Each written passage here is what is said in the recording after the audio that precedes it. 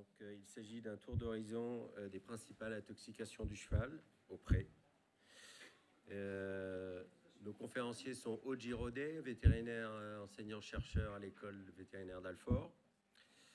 Tanguy Armange, qui est résident en médecine interne à Oniris, l'école vétérinaire de Nantes. Et Gilles Bergot, qui est un vétérinaire spécialisé en toxinologie depuis 30 ans et qui est bénévole au Centre national d'information de toxicologie vétérinaire qui fait partie de VetAgroSup, l'école de Lyon. Voilà. Et Pierre Tritz qui sera également intervenant, non, éventuellement. Voilà, donc je vais laisser la parole à Oji Rodet qui va... Vous avez, donc il est exactement 35. En théorie, on finit à 17 h. On se donne un petit laps de temps ou pas? Allez, on aura droit peut-être à 10 minutes. Voilà, vas-y Aude. Bonjour tout le monde, j'espère que vous m'entendez bien. Moi j'ai eu beaucoup de chance par rapport aux conférenciers précédents. Au moins je vais avoir une maladie que vous allez pouvoir reconnaître, je vous le garantis. Le diagnostic, c'est pas le souci. Le souci, ça sera autre chose. Donc de temps en temps, le pré est mauvais pour les chevaux et pourtant ce sont des herbivores. Donc la plupart des chevaux qui vont présenter la maladie de Harpé, dont je vais vous parler maintenant, vont se retrouver dans des prés qui vont être relativement surpâturés, soit surpâturé parce qu'il n'y a pas assez d'herbe et il n'y a pas assez d'herbe parce qu'il fait un peu trop chaud, soit surpâturé parce que vous avez mis trop de chevaux dedans. Mais en tout cas, les chevaux commencent à utiliser une herbe que d'habitude, ils dédaignent. Puis après, des fois, ils y prennent goût, des fois, ils n'y prennent pas goût. Et donc, ils mangent des plantes que d'habitude, ils délaissent. Parfois, on a aussi des intoxications qui vont se développer sur certains de ces chevaux parce qu'ils ont mangé des plantes qui, d'habitude, ils évitaient. Alors, on va regarder après ce que ça donne comme signe clinique, mais effectivement, on a une altération de la motilité du cheval extrêmement caractéristique. J'ai souvenir qu'un de mes anciens assistants, un jour, avait été appelé par un propriétaire affolé en disant que ses chevaux s'étaient transformés en lapins et que quand il était arrivé au pré, c'était un pré sur une pente, et tous les chevaux étaient arrivés pour voir le vétérinaire et le propriétaire en bas de la pente, et ils galopaient tous comme des lapins. Alors, digestivement, le cheval est un lapin, c'est vrai, un peu plus grand, mais c'est un lapin. Mais par contre, d'un point de vue locomotion, le cheval n'est pas du tout censé se promener comme un lapin. Donc, comment ça donne? Eh bien, voilà, on va avoir les postérieurs qui ne peuvent pas avancer. Alors, c'est un peu bizarre, mais un cheval qui ne peut pas avancer ses postérieurs, il aimerait bien avancer de devant, mais il ne peut pas avancer de derrière. Et donc, il a son postérieur qui monte très très haut, mais il n'arrive pas à l'avancer.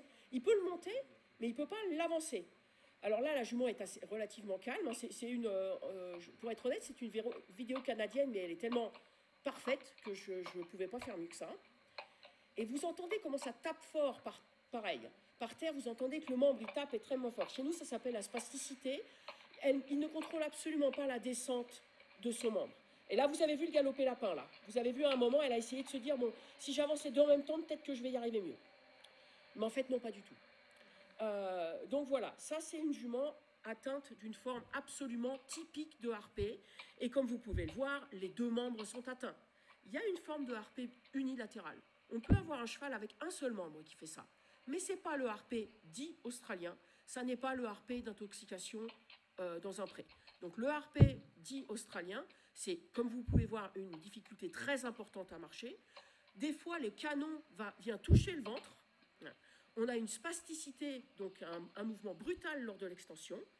Et parfois, vous avez votre cheval qui saute comme un lapin. Alors, le cinéma est terminé. Comment ça s'attrape? Alors, maintenant, on a trouvé la plante. On n'a pas trouvé la toxine, mais on a trouvé la plante. La plante, si on parle en langage classique, ça s'appelle la porcelle enracinée. Honnêtement, moi, on m'aurait dit ça, la porcelle enracinée, ça ne me dit rien. Vous, ça vous dit peut-être quelque chose. Mais ça ressemble à quoi? Ça ressemble à un long pissenlit, un pissenlit qui est beaucoup plus haut que le pissenlit habituel, avec une corolle, évidemment, de pétales jaunes. Et à la base, ça s'appelle une porcelle enracinée parce qu'il y a un arrondi de feuilles extrêmement tenace, c'est-à-dire que quand on coupe, ça revient très très vite. Et quand il n'y a pas d'herbe, quand il n'y a plus de fleurs, cette petite rosace d'herbe reste persistante. Donc cette plante-là, grosso modo, c'est un pissenlit qui est monté en tige, et il y en a beaucoup, et ça reste très très bien dans les terrains.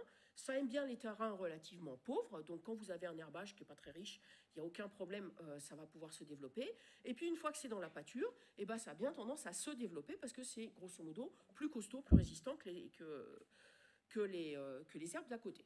Alors, comment se fait-il qu'un cheval qui va être exposé plus ou moins longtemps à la plante, on va avoir une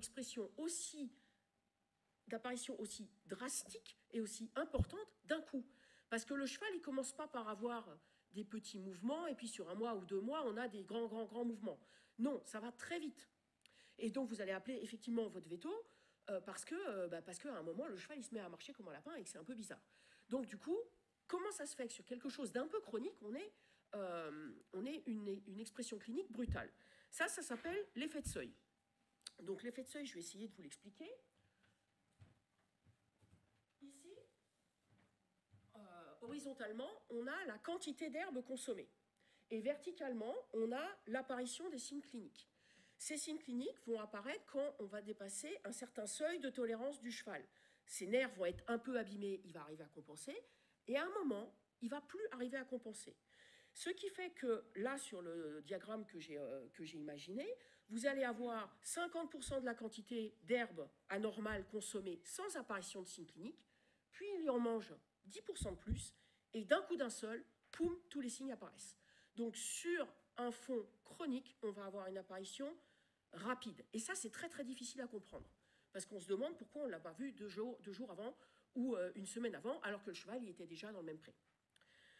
Donc, on sait qu'on a une intoxication qui est produite par ces plantes-là, et la seule étude qui commence à faire un peu avancer sur le type de toxine, c'est qu'on a pris des plantes et on les a stressées. Alors moi, je ne savais pas comment stresser des plantes. Je pensais qu'on leur faisait écouter du hard rock ou un truc comme ça. Pas du tout. On a pris les plantes et on les a arrosées avec une substance nutritive, mais légèrement toxique pour elles. Puis, on a pris cette plante stressée, une plante pas stressée, on a pris le truc qui stressait les plantes, c'est-à-dire le liquide qui stressait les plantes, et puis on a pris du liquide normal. Et on a mis ces 4 liquides possibles, plante stressée, plante pas stressée, le liquide stressant et puis du liquide normal, on a mis tout ça en contact avec des cellules nerveuses.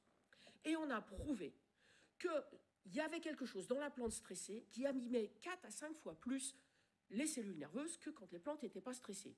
Alors comment stresser une plante dans la nature? C'est la sécheresse.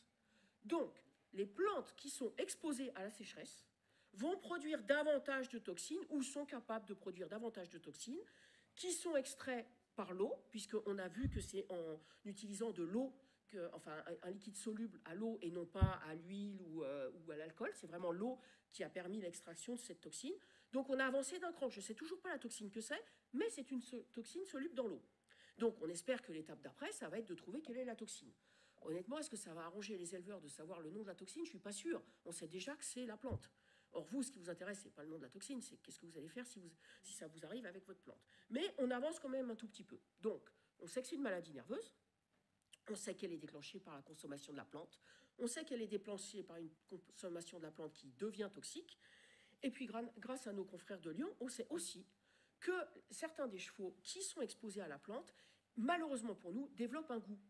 C'est-à-dire qu'ils ne devraient pas manger cette plante, mais ils commencent de façon favorisante.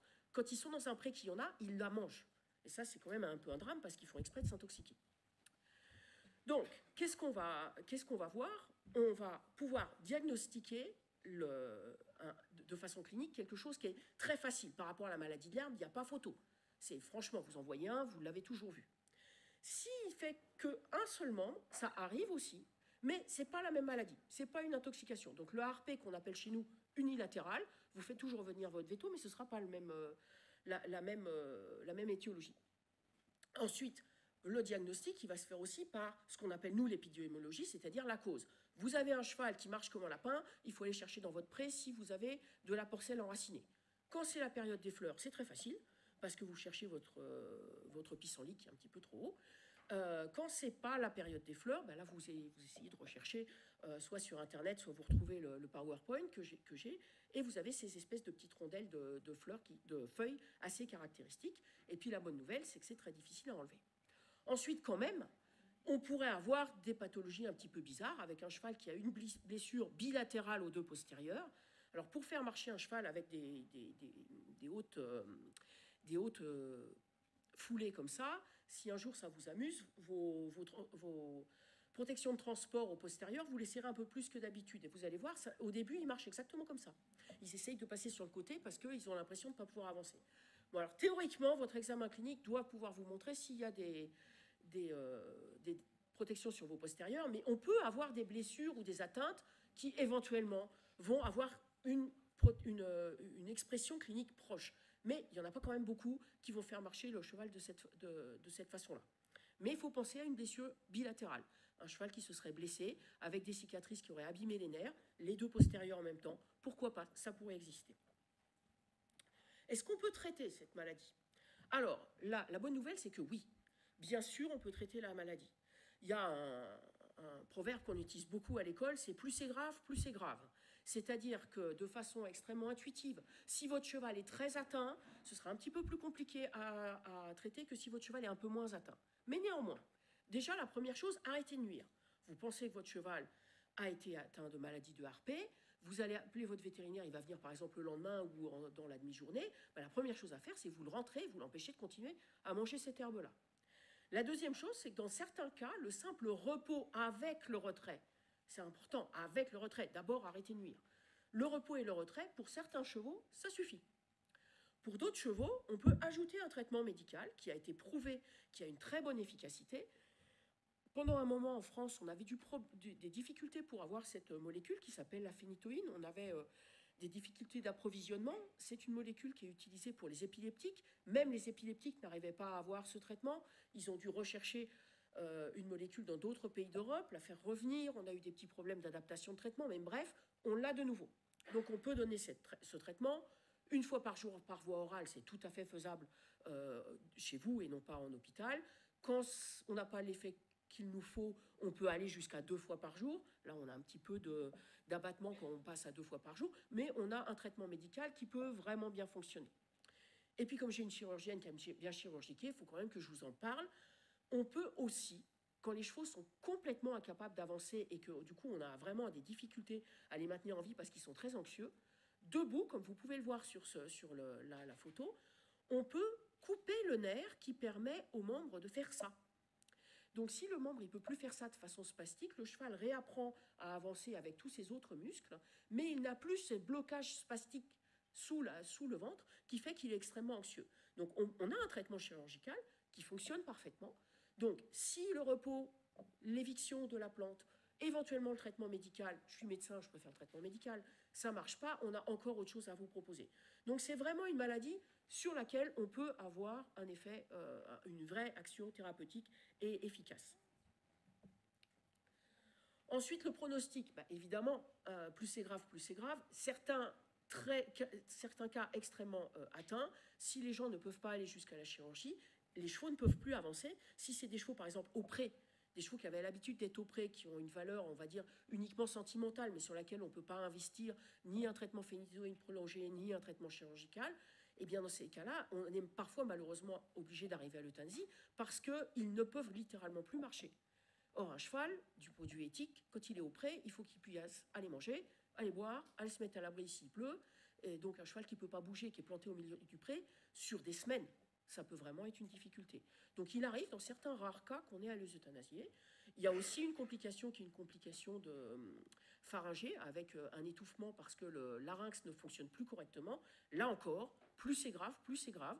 Une maladie de Harpée extrêmement marquée n'atteint pas que les nerfs longs des pattes postérieures, des membres postérieurs, peut aussi atteindre des nerfs longs qui gèrent le larynx. Et donc on peut avoir un cheval qui en plus a du mal à respirer. Alors en conclusion, attention, ces plantes-là, elles sont vraiment toxiques. Quand vous en avez une dans un pré, quand vous en détectez une dans un pré, elle va s'étendre et donc il serait idéal de les enlever. On peut la reconnaître assez facilement. Le problème, c'est qu'il n'y a pas de Roundup anti-maladie de Harpée, hein, ça n'existe pas. Donc le Roundup anti-maladie de harpée, c'est votre couteau à désherber. Quand vous avez 5 hectares, c'est longuet. Mais n'empêche, c'est la seule solution. Donc si vous voulez guérir votre cheval et qu'il ne soit pas réinfesté, eh ben, va falloir désherber à la main, parce que c'est de la même famille que le pissenlit. Si le pissenlit, vous en avez déjà cueilli, vous savez que c'est un truc longiligne qui descend, qui est fortement enraciné dans la terre, c'est la même chose qu'il faudra le faire. Est-ce que vous pouvez utiliser le foin? Eh bien non. La porcelle enracinée, quand vous la fanez, elle garde sa toxicité si elle était toxique avant d'être fanée. Donc vous ne pouvez pas dire, ok, ben c'est pas grave, je vais mettre le cheval dans un autre pré, puis je vais donner du foin de ce pré-là. Ça ne marche pas non plus.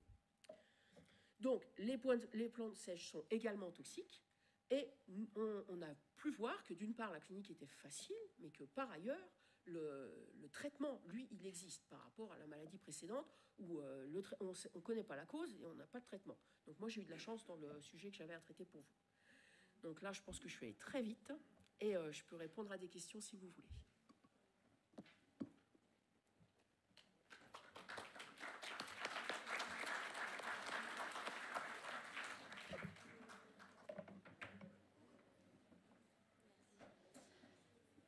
Du coup, moi, c'est pas forcément une question, c'est plus dans la reconnaissance de la plante, puisque vous avez dit des choses très très justes. Et c'est un petit truc en plus, en fait, la porcelle enracinée, c'est une plante qui, par rapport au pissenlit, a des poils sur ses feuilles, des poils très rêches que le pissenlit ne possède pas du tout. Et la rosette de feuilles dont vous parliez, qui est effectivement caractéristique de cette famille de plantes-là, vous allez la retrouver chez les pissenlits, chez la pâquerette et chez bien d'autres plantes de cette famille. Donc vraiment, pour la porcelle, vous regardez les feuilles, le fait qu'elles soient avec des poils très rêches et qui se sentent très très bien. Et par rapport au pissenlit, toujours pareil, le pissenlit a une tige qui est toujours unique, en fait, alors que la porcelle, il y a des ramifications sur sa tige. Donc voilà, juste pour info, si vous avez de la reconnaissance à faire, ça peut toujours servir. Et je crois que les deux se mangent. La porcelle enracinée et le pissenlit se mangent. Le pissenlit, j'étais sûre, la porcelle, je ne savais pas.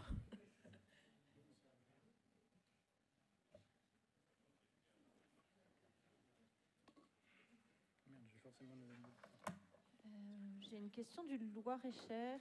Est-ce que le cheval peut avoir des troubles locomoteurs des antérieurs en cas de harpée australien? Et en l'occurrence, c'est le cas d'un cheval d'un participant qui tombait sur les antérieurs en premier, puis finalement a déclaré un harpée australien des postérieurs. Pour moi, c'est une présentation extrêmement atypique. Je n'ai pas lu ça et je n'ai pas vu ça, mais je ne peux pas exclure que ce soit le cas. Tous les chevaux, comme disait le docteur Desjardins, tous les chevaux ne lisent pas les livres. Je dirais que ce serait vraiment extrêmement atypique quand même comme présentation.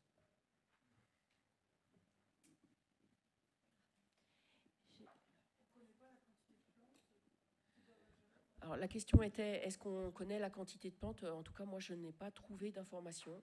La longueur de temps entre le moment où on met le cheval dans le pré et le moment où il déclare, ça peut varier de quelques mois, 3 mois et quelques pour les plus courts, à plusieurs années. Mais donc je ne peux pas te donner la quantité exacte.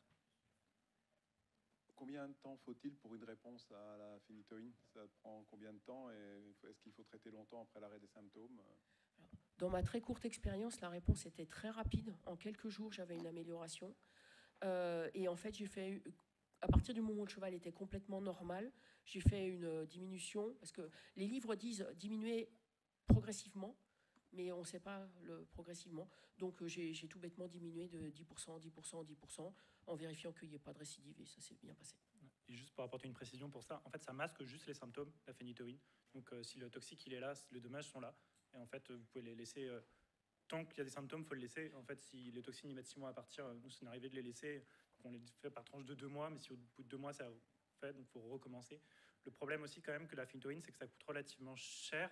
Alors, il y a plusieurs doses que tu as vues. Moi, j'avais vu une dose plus élevée qu'on a eu l'habitude d'utiliser, mais dans tous les cas, ça revient relativement cher. La boîte de phénitoïne, je crois, c'est 11 €. Donc, c'est 11 € 1 à 2 fois par jour, et ça revient vite très cher. Voilà. Oui. Là, on est sur un storage disease, c'est-à-dire une maladie d'accumulation, où on a une famille des astéracées, dont fait partie le harper, la porcelle enracinée, où ce sont des molécules qui vont se fixer au niveau des périneurones et qui vont perturber. Et on en a 3-4 familles comme ça aux États-Unis. Il y a une autre plante qui fait un peu pareil. Et le problème, c'est qu'après, il faut éliminer au niveau du neurone le toxique, qu'on ne connaît pas. Hein. Mais donc, il faut une résorption qui est extrêmement lente. Donc c'est vraiment une maladie du storage. J'en montrerai un tout à l'heure sur une autre plante.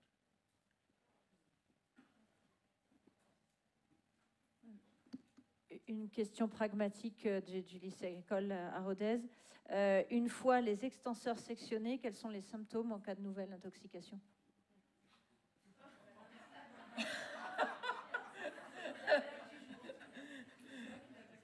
Je suis contente qu'ils n'aient pas filmé ma tête quand vous avez posé la question. Sincèrement, je ne sais pas. Le chirurgien que j'ai en face de moi aurait-il une idée? Les mêmes symptômes. En fait, ils récidivent ou éventuellement la chirurgie, parfois ça marche quand même pas, hein, c'est pas la panacée. Et genre ça marche à 60-70%. Donc on a quand même un paquet chez qui ça marche pas. Oui, juste une remarque en plus par rapport à la reconnaissance des plantes. Je crois que de manière générale, parce que j'encadre des éleveurs, essayez bien de vous faire encadrer justement pour la reconnaissance des plantes, parce que c'est vrai que vu ici sur papier, c'est très simple de la reconnaître. Après, il y a les ontodons et tout ça, il y a plein d'autres plantes assez fréquentes, parce que la porcelle n'est pas non plus la plante la plus fréquente. Donc avant de vous mettre à quatre pattes pour désherber tout votre champ, assurez-vous bien de ça. Et alors, au risque de paraître pour le fan des produits phytos, ce que je ne suis pas du tout, mais on m'a déjà mis, des produits pour éliminer la porcelle, il existe. Hein, donc, ça, après, on n'éliminera pas que la porcelle. Ce qu'il faut, c'est surtout combiner ça avec une méthode de rénovation de prairies et une conduite adaptée pour éviter que ça ne revienne. De manière générale, si vous allez vers le secteur agricole, ils ne vous trouveront pas de produits, parce que des prairies où il y a de la porcelle, c'est des prairies très pauvres qu'on ne traite pas forcément. Donc, les gens ne se renseignent pas énormément. Mais des antidicotes pour tuer ces plantes-là, il existe. Donc il y a des possibilités. Je pense que c'est une information vraiment intéressante parce qu'il y a quand même des gens pour qui c'est une catastrophe parce que leur pré, le seul qu'ils ont pour mettre leur cheval est atteint ou leur chevaux est atteint. Donc je pense que ça c'est une vraie information intéressante. Donc en cherchant, on pourrait trouver une solution très élégante à l'origine du problème. Surtout que moi, des prairies que je vois sur la partie belge avec de la porcelle, c'est quand même très rare que ça envahisse vraiment la prairie. Donc, je veux dire, même des traitements localisés sont possibles pour la personne qui ne voudrait pas non plus traiter plusieurs hectares. Donc, ouais, après, ce qui n'est pas évident aussi, c'est qu'il y a quand même beaucoup de chevaux où en fait la plante elle n'est pas retrouvée. C'est-à-dire que les gens ils arrivent avec un harpeux australien qu'on reconnaît. Et il y a quand même pas mal de cas où les gens ne retrouvent jamais la plante dans les paddocks où le cheval est allé. Et c'est parfois frustrant. Et je vais me permettre de rebondir sur ce que vous dites parce que la porcelle, on la trouve certes pas dans toutes les prairies, mais c'est une plante qui résiste globalement très très bien à la sécheresse notamment, et du coup sur les étés très secs qu'on a dernièrement, on va la retrouver dans des prairies qui sont pas forcément si mal gérées que ça, mais où du coup elle va arriver quand même. Et le problème c'est que les produits phytosanitaires, comme on l'a déjà dit, vont pas impacter que la porcelle, mais vont impacter d'autres plantes et le sol. Et ces plantes-là, avec cette rosette de feuilles en fait qui est là à la base pour permettre à la plante de résister en fait au pâturage, à la tonte, etc. C'est aussi ce qui lui confère sa capacité à se développer dans des milieux très pauvres. Et en utilisant des produits phytosanitaires, on continue à appauvrir le milieu et le sol. Et donc du coup, au final, c'est un peu le serpent qui se mord la queue à un moment. C'est-à-dire qu'en traitement ponctuel, pourquoi pas, mais c'est vraiment, comme vous le disiez, le fait de reprendre la gestion de la prairie et d'avoir une gestion raisonnée qui va permettre d'éviter un développement trop important de ces espèces-là qui va permettre de résoudre le problème. Parce que c'est vrai qu'on a tendance à aller vite vers les phytosanitaires en se disant, bon voilà, ça va régler le problème. Au final, sur le court terme, dans un cas très très grave, pourquoi pas. Sur le long terme, c'est pas forcément quelque chose qui marche.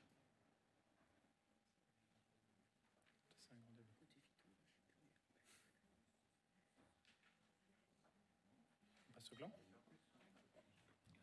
Donc je vais passer la parole au docteur Tanguy Hermange de Niris.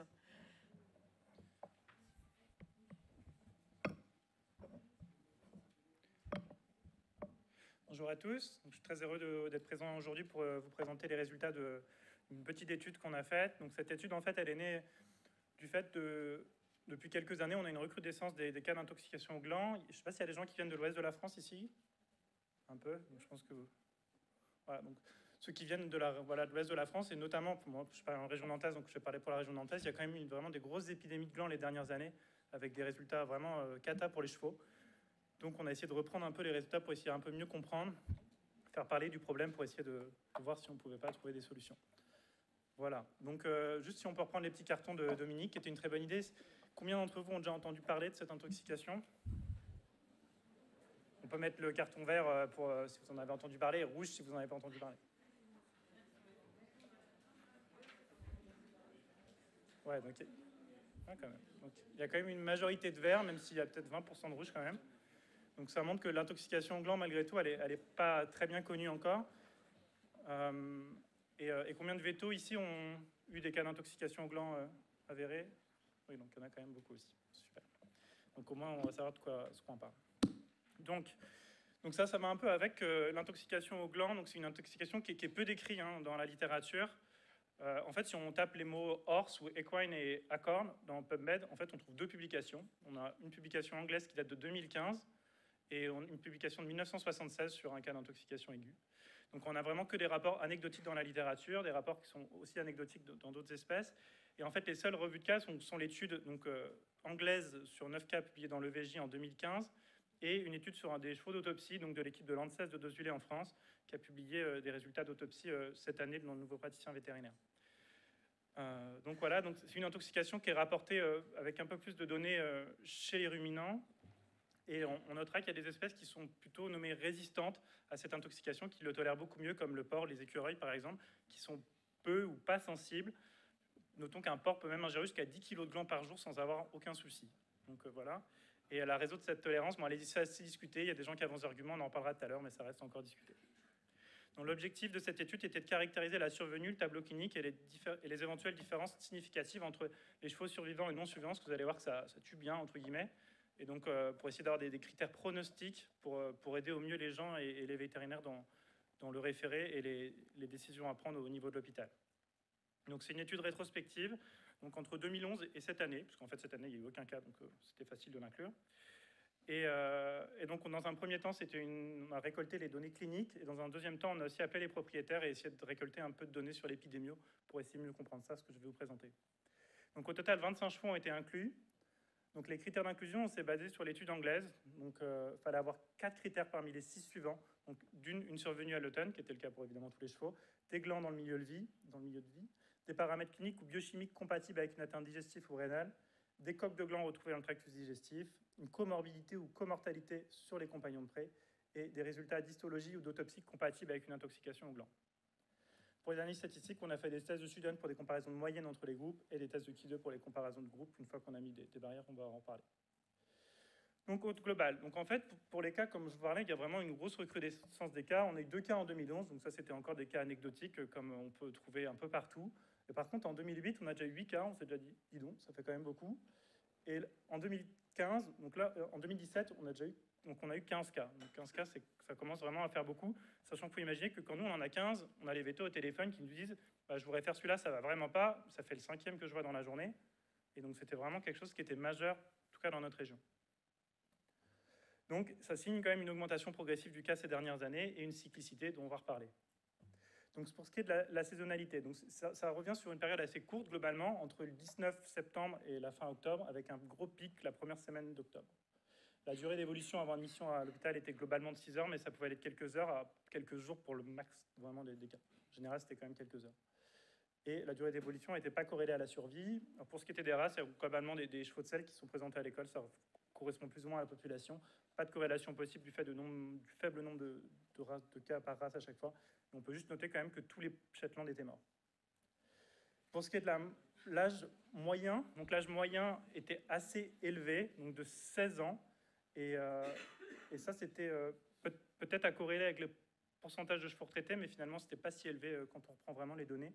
Et l'âge était significativement corrélé à la survie, avec un âge significativement plus élevé chez les non-survivants. Et on pourrait éventuellement se demander si ce n'est pas aussi un biais d'investissement des propriétaires sur les vieux chevaux, évidemment. Donc ça, ce n'est pas les résultats les plus significatifs, on va en reparler. Pour ce qui est de l'admission, donc ce qui dominait, c'était vraiment le tableau, c'était un tableau d'état de choc, vraiment très marqué, avec de l'abattement évidemment pour tous les cas, de la tachycardie marquée, en moyenne à 73 battements par minute, avec une différence significative entre les deux groupes, avec pour les survivants une moyenne à 63, alors qu'on était à 80 plutôt dans les survivants. Et si on met un seuil, par exemple, à 65 battements par minute, on a une prédiction de survie avec des scores assez modestes. On a des scores tout à l'heure qui marcheront un peu mieux. Donc il y a une sensibilité à 85, une spécificité à 70%. On a des scores qui marchent un peu mieux.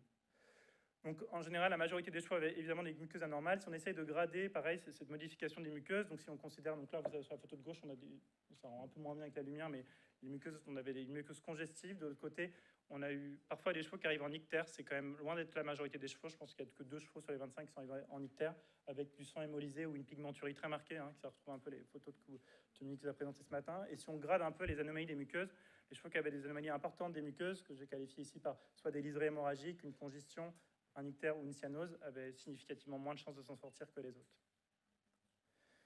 Donc évidemment, ce qui dominait, c'était les symptômes digestifs, avec de la diarrhée pour 17 chevaux sur 25, mais tous les chevaux n'arrivaient pas en diarrhée. Et on peut noter que la diarrhée hémorragique était présente sur 6 chevaux, ils sont tous les 6 morts, donc c'était évidemment corrélé à la survie. Il y avait aussi une proportion de chevaux non négligeable qui arrivaient en arrêt de transit, et sur ces chevaux arrivés en arrêt de transit, il y en a 2 qui ont déclaré une diarrhée, dont un qui en est sorti. Par contre, tous les autres sont restés en arrêt de transit jusqu'à la fin, où il a fallu soit arrêter, soit qu'ils sont morts. Donc on avait une tendance à la non-survie, mais la p-value a été de 0,06, donc on ne pouvait pas dire que c'était significatif. Et il y avait 7 chevaux qui arrivaient juste avec des syndromes de colite. Il y avait quelques chevaux qui arrivaient avec des températures anormales, soit en hypo, soit en hyper, mais parfois on devait les réchauffer avec le One Touch, comme on peut voir sur la photo à l'admission. Mais ça, ce n'était pas corrélé, que ce soit en hypo ou en hyper avec la survie. Et pour ce qui est de la tachypnée, pareil, pas de différence significative, ils arrivaient en tachypnée. Par contre, ce qui est quand même notant, c'est que vraiment l'état de choc est vraiment très très sévère. C'est rare de voir des chevaux qui arrivent aussi mal. Et comme on peut le voir, il y avait même 2 cas d'œdème pulmonaire vraiment dû au CIRS qui était très sévère. On voit le cheval, là, vous voyez, avec la bouche ouverte et les naseaux dilatés. C'est vraiment des... Je vous avais mis une vidéo, mais quand je voulais choquer personne, je me suis tenu là. Voilà. Pour ce qui est des résultats d'analyse sanguine, donc on remarque déjà qu'on a donc une augmentation de l'hématocrit, dont on va reparler, et des lactates, donc signe de déshydratation et d'état de choc hypovolimique. Et c'est le seul facteur qui est vraiment significatif. Pour ce qui est des moyennes, en tout cas, on va en parler juste après. On trouve une augmentation modérée des globules blancs, probablement corrélée avec l'hémoconcentration, une augmentation des paramètres rénaux et une augmentation très modérée des enzymes hépatiques. Maintenant, si on essaie de chercher un peu des facteurs pronostiques dans les facteurs d'analyse sanguine, c'est presque le plus intéressant. En fait, si on compare, par exemple, si on prend une barre d'hématocrit à 60, il y avait des chevaux qui avaient vraiment, encore une fois, je crois que le max qu'on a eu, c'était autour de 80 ou 82%, je crois, d'hématocrit. Il y a un cheval qui est arrivé. Bon, c'est vraiment des chevaux qui arrivent dans un état de choc qu'on voit vraiment très rarement, encore une fois. Et si on prend juste la barre de 60% d'hématocrit, on remarque que tous les chevaux au-dessus de 60 donc, sont morts, ou on a dû arrêter. Donc ça, c'est intéressant parce que ce qu'on cherchait un peu, c'est des critères pronostiques à dire aux gens quand ils arrivaient avec leur cheval. Bon, ok, ça vaut le coup qu'on essaye de faire quelque chose, ou vraiment les chances elles sont vraiment infimes qu'on arrive à le sauver. Donc pour ce qui est des critères, donc on trouve l'hématocrit à 60, les lactates à 4,5, pareil avec la même valeur. On est un peu surpris parce qu'on s'attendait à avoir des valeurs un peu plus hautes, presque de lactate finalement, qu'on retrouve parfois sur des coliques des valeurs un peu plus élevées. Et la créatinémie, donc à 26, pareil. Pour ce qui est des examens complémentaires, finalement, les coques de gland n'étaient pas retrouvées à la palpation dans tous les examens. On n'avait que dans 56% des cas qu'on retrouvait des coques de gland dans la palpation transrectale à l'admission, comme on peut le voir sur la photo. Il n'y avait que 6 chevaux sur un tiers des chevaux qui présentaient globalement des anomalies à la palpation transrectale. Dans la majorité des cas, c'était probablement des dysbioses, donc des distensions modérées, des impactions éventuellement qui sont dues probablement, pareil, à relier à l'arrêt de transit. Pas de reflux au sondage nasogastrique et souvent on lavait les chevaux dans la plupart des cas aussi. Alors quand il n'y a pas 25 chevaux, c'est que c'est une étude rétrospective, donc c'est pas évident de récolter tous les chevaux à chaque fois lors d'études rétrospectives, toutes les données.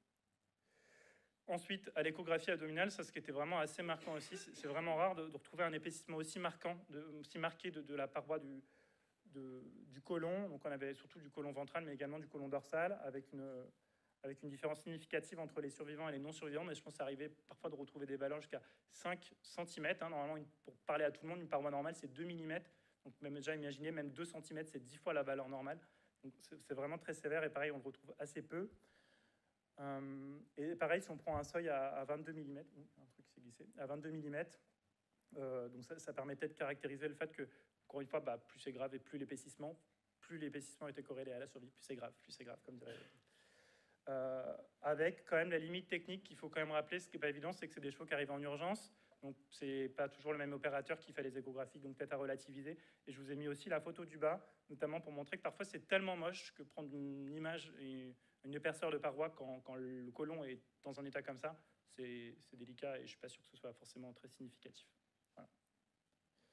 Pour ce qui est des autres trouvailles de l'échographie abdominale, parfois on avait un épaississement de l'intestin grêle, comme on peut le voir sur la première photo, un épanchement abdominal comme sur la deuxième, ou un arrondissement des bords du foie. La toxicité hépatique des glands s'est rapportée, ça reste quand même assez minime. Je pense qu'il n'y avait que 2 chevaux qui avaient vraiment une grosse atteinte hépatique dans les 25 qu'on a reçus.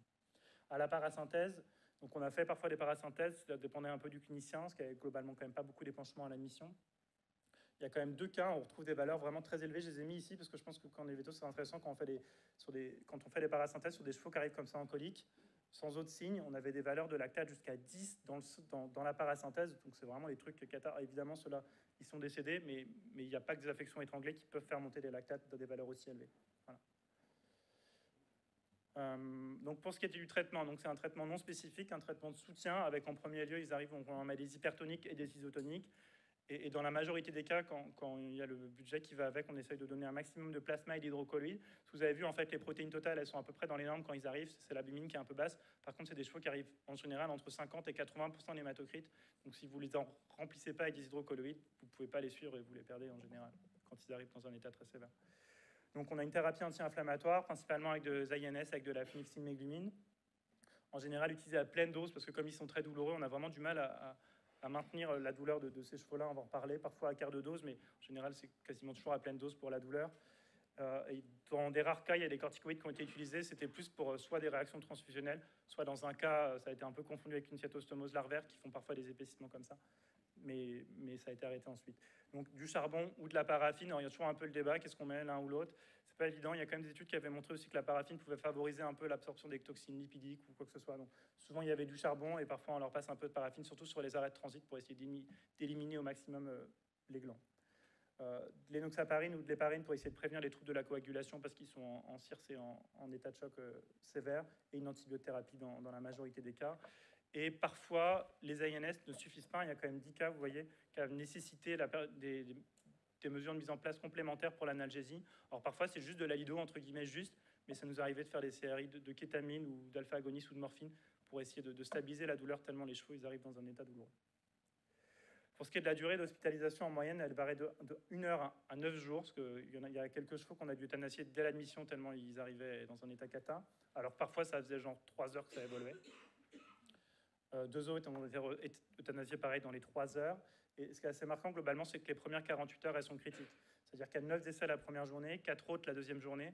Et par contre, après 48 heures, en fait, il n'y en a qu'un qui est décédé. Donc globalement, s'ils arrivent à passer le cap des premières 48 heures, globalement, on peut dire qu'ils ont de meilleures chances de s'en sortir. Au global, le taux de survie, il est de 44%. Alors, c'est quand même très modeste. C'est un tout petit peu mieux que dans l'étude anglaise, mais ça reste, encore une fois, et c'est un taux de survie où la majorité des gens qui arrivent chez nous, ils arrivent déjà, entre guillemets, en sachant qu'ils veulent déjà faire beaucoup.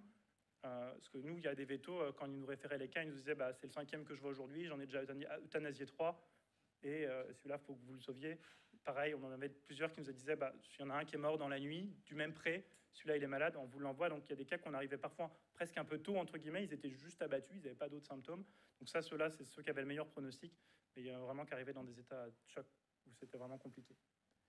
Coût de l'hospitalisation, globalement entre 165, évidemment pour ceux qui arrivent tout de suite, et 3 300 € pour ceux où ça dure plusieurs jours avec une médiane à 1 200 €. Pour ce qui est des complications, on a des complications nombreuses qui sont liées évidemment au phénomène digestif, diarrhée, colique, iléus, hypoprotéinémie, œdème évidemment avec les protéines qui sont basses, et l'état de choc, la perméabilité des capillaires qui fait perdre beaucoup de protéines, azotémie, hypertriglycéridémie de temps en temps, et puis des complications un peu plus rares dans d'autres cas. Ce qui semble influencer la survie, c'est la suite de l'étude. Après, c'est délicat, ça prend un peu de temps, tous les calculs, donc c'est pas encore fini. Ce qui ressort des premières analyses de survie au niveau de l'hospitalisation, c'est vraiment le contrôle des fuites protéiques qui est vraiment très importante. Comme on peut le voir un peu sur les 2 diagrammes là, c'est que j'ai pris sur 2 chevaux qui ont survécu, donc, où il faut vraiment inverser, où ils arrivent quasiment aux mêmes valeurs d'hématocrite et de protéines totales.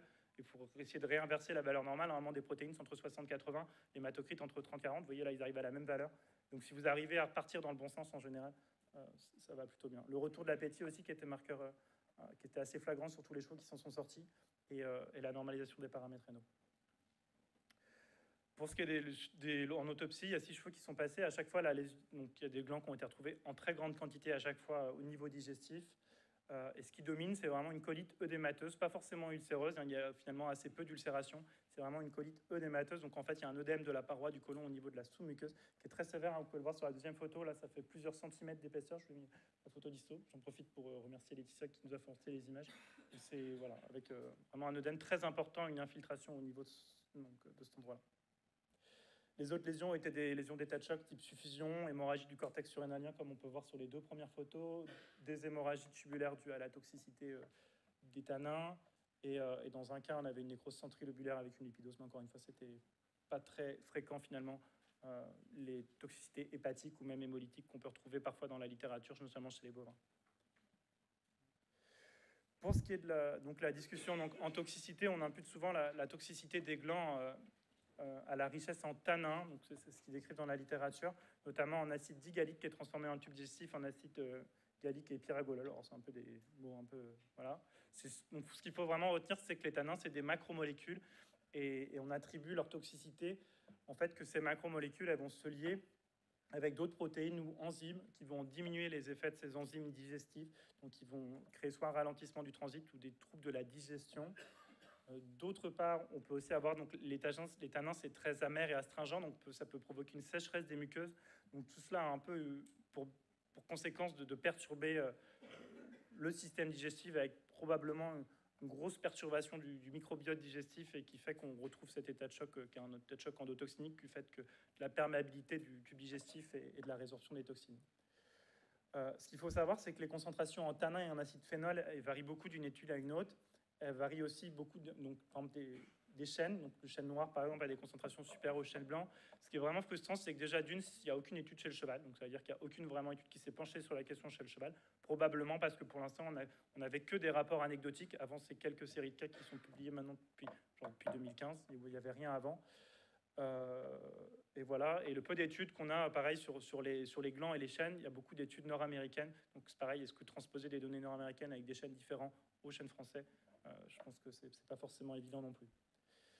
Pour rentrer un peu plus dans la toxicité et tout ça, si on s'intéresse, donc ils avaient étudié sur des souris auxquelles ils ont fait manger les glands. Donc ils ont pris les glands, ils ont retiré les tanins des glands par différents processus chimiques, et ils ont redonné les trucs aux souris. Ils se sont rendus compte que ce qui était vraiment toxique pour les souris, c'était uniquement les tanins dans les glands.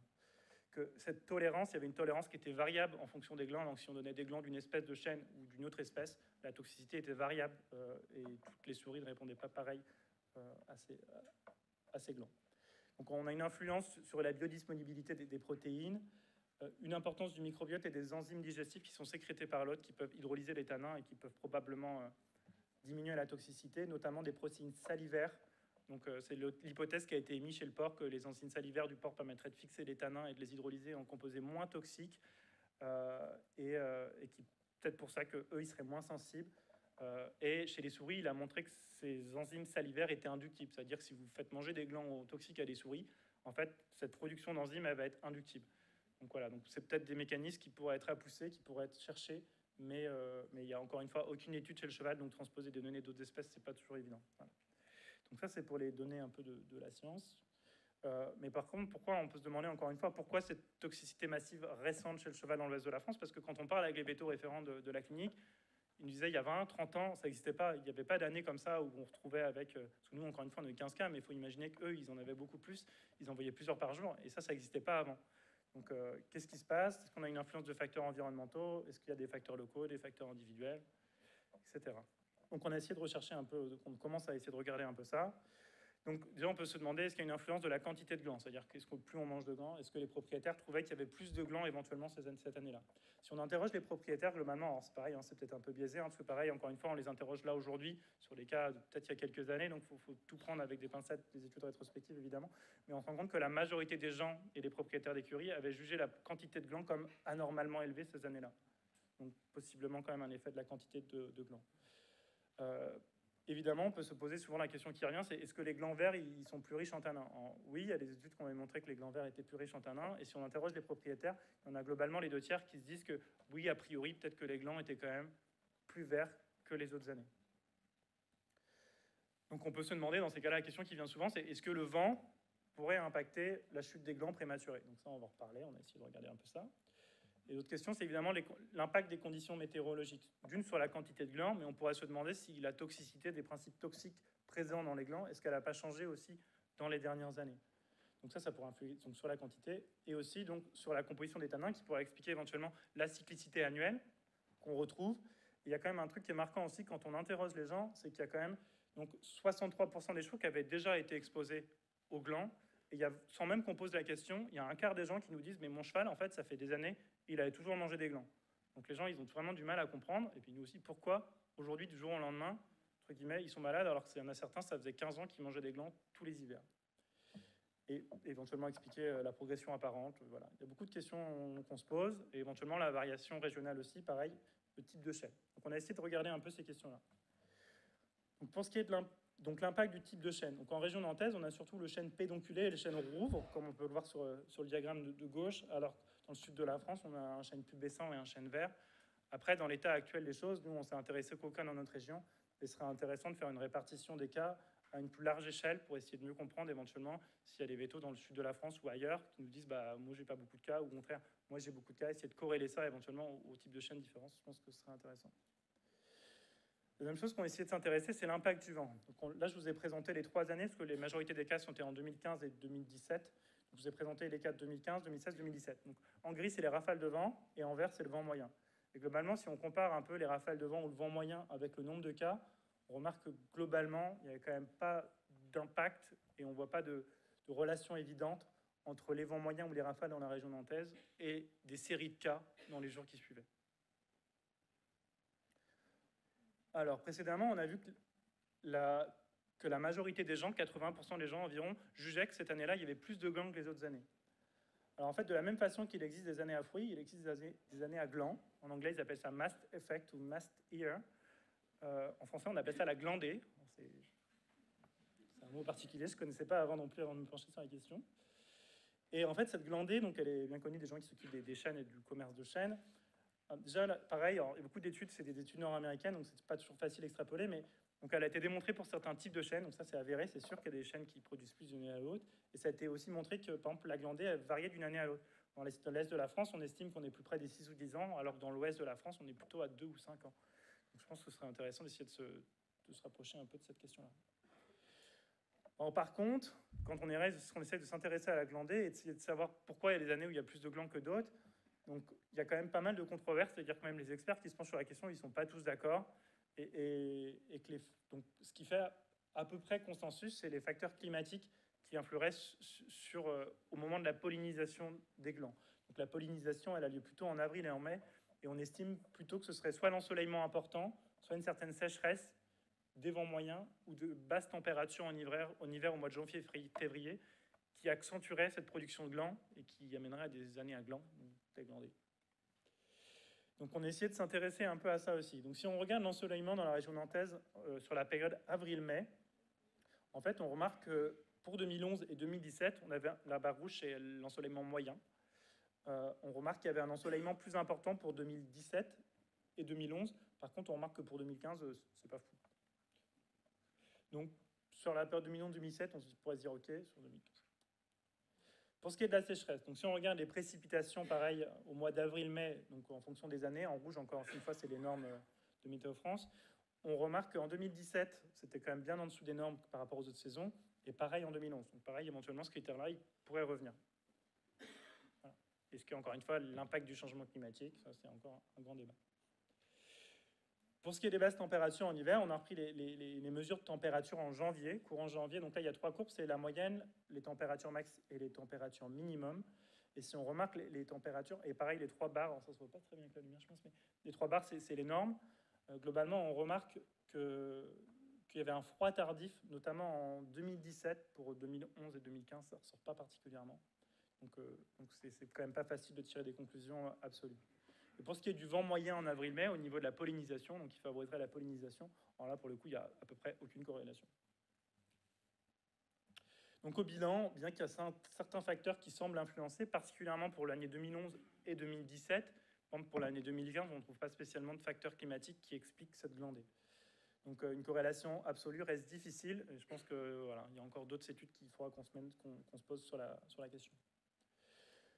Pour ce qui est des facteurs locaux et des facteurs prédisposants, si on essaye qu'on demande aux propriétaires de grader un peu la quantité d'herbe de près, il y en a quand même près de 60% qui estiment la quantité d'herbe à moins de 3 sur 10 ou inférieur. Pareil, dans près de 40% des cas, les chevaux ne sont pas complémentés en foin ou en granulés. Donc on va se demander s'il n'y a pas un certain manque de nourriture. Il y a même des propriétaires qui avaient dit qu'il volontairement qu'ils avaient réduit la nourriture pour faire maigrir ces chevaux qui vivent au pré toute l'année et que parfois, à l'automne, ils sont un peu obèses et qui veulent les faire maigrir. Pareil, pour ce qui est de la taille des pâtures, si on interroge les gens sur la taille des pâtures et qu'on leur demande la taille des pâtures et la densité de population, on se remarque que la densité moyenne par hectare par cheval est à 0,6 hectares par cheval en moyenne, ce qui est assez faible et souvent plus bas que les recommandations qu'on conseille habituellement. On pourrait aussi se poser la question que la densité importante de population ne favorise pas les intoxications au gland. Enfin, si on interroge les gens sur le comportement du cheval, on se rend compte que dans 60% des cas, les gens soit considèrent, si on leur demandait s'ils étaient soit dominants, soit plutôt neutres ou soit plutôt soumis, la majorité, 60% des gens estiment leur cheval comme soit gourmand, soit dominant, sans autre anomalie par ailleurs. Et pareil, notre état corporel était un tout petit peu élevé, mais voilà. Donc pareil, on ne pourrait pas se demander s'il n'y a pas des prédispositions comportementales à des chevaux un peu gourmands. Donc en conclusion, c'est la première étude de cas cliniques en France, et vraiment ce qui est notant, c'est la forte saisonnalité avec un pic la première semaine d'octobre et la cyclicité annuelle qui est vraiment très forte. Par exemple, cette année, il y a quand même eu des glands et on a eu, pareil, aucun cas. En 2016, c'était exactement pareil. Et quand on compare, je demandais pareil à des collègues à Dozulé, ils n'avaient pas eu d'intoxication non plus. Donc c'est assez étonnant cette cyclicité quand même qu'on trouve. Le tableau typique est vraiment typique avec une colite œdémateuse qui est très sévère, d'évolution aiguë à suraiguë, compliquée d'état de choc toxique et d'affection rénale plus ou moins hépatique et hémolytique, mais c'est plus rare. Donc avec une survie globale de 44% et les facteurs prédictifs de la survie, si on doit avancer un peu des chiffres pour aider les vétos dans leurs décisions, c'est la fréquence cardiaque, même si c'est ce qui est peut-être plus variable, ce qui est presque le plus fiable, c'est l'hématocrite, les lactates et la créatinémie, donc les marqueurs d'état de choc en fait, si on y repense, et l'épaisseur du côlon. Les facteurs favorisants pourraient être la quantité de glands sur le sol, les glands verts, éventuellement la composition des glands, mais ce serait bien du coup d'essayer de faire des études dessus. Et des facteurs locaux comme éventuellement le manque d'herbe, la densité élevée, le surpâturage ou des comportements individuels. Et du coup, donc l'impact de la glandée, ce serait bien qu'on essaye qu'il faudrait caractériser un peu mieux. Donc en conclusion, c'est que cette étude, elle quand même soulève, en fait c'est toujours pareil, quand on se penche dans un sujet, plus on se penche dedans, plus on trouve de questions et d'interrogations, et je pense qu'il y aurait plein d'idées à faire, soit faire des cartographies plus larges, par exemple, je sais pas, créer un sous-réseau gland dans le reste, doser les tanins, étudier le microbiote des chevaux, comme ils l'ont fait par exemple sur la myopathie atypique, essayer d'étudier le microbiote, est-ce qu'il y a des chevaux qui sont plus sensibles que d'autres, doser les enzymes salivaires. Donc je pense que voilà, il y a plein d'idées, mais c'est toujours pareil, il faut du temps et de l'argent. Et voilà. Bon. Je vous remercie de votre attention.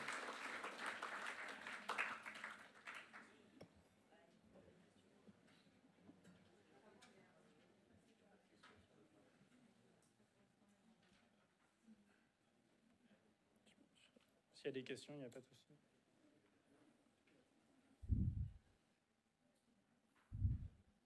Bon, je vais laisser la parole à Gilbert. Je crois que ta présentation elle était sur l'autre ordi.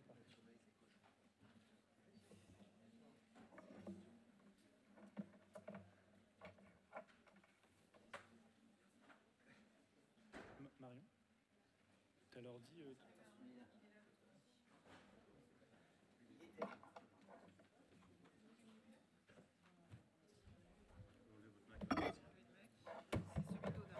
Non, c'est le mien. L'adaptateur, il a écrit.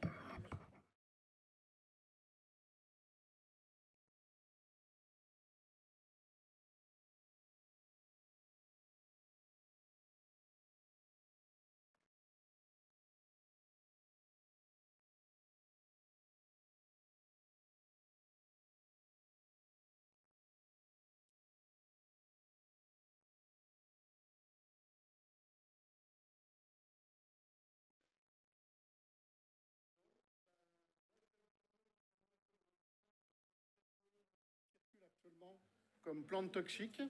C'est beaucoup moins scientifique, beaucoup moins structuré. C'est juste pour vous montrer un panorama des plantes qui ont défrayé la chronique du Centre antipoison vétérinaire de Lyon, mais également de Capae Ouest de Neuilly. Donc il y a énormément de plantes toxiques qui peuvent défrayer les intoxications cliniques.